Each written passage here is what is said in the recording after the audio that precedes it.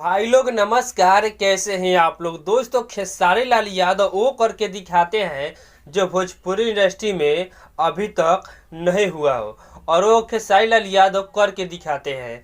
आपको बता दें, अभी तक भोजपुरी इंडस्ट्री में कोई भी वॉल्यूम गाने का एक महीने के अंदर में 92 मिलियन व्यूज पाना बहुत ही मुश्किल होता है। लेकिन खेसारी लाल यादव का जो कोको कोला गाना है बोलबम का, वो गाना एक महीना भी चल ही रहा है, तब तक उस गाने पे 92 मिलियन व्यूज क्रॉस हो चुका है जी। जो कि आप हमारे वीडियो में स्क्रीनशॉट देख रहे होंगे कि खेसारी लाल यादव का जो कोको कोला गाना है बहुत सारे चैनलों पर रिलीज किया गया है, और सारा का सारा वीडियो मतलब मिलियन में ही गया है, और सारा कैलकुलेट करके 92 मिलियन व्यूज क्रॉस हो चुका है जी।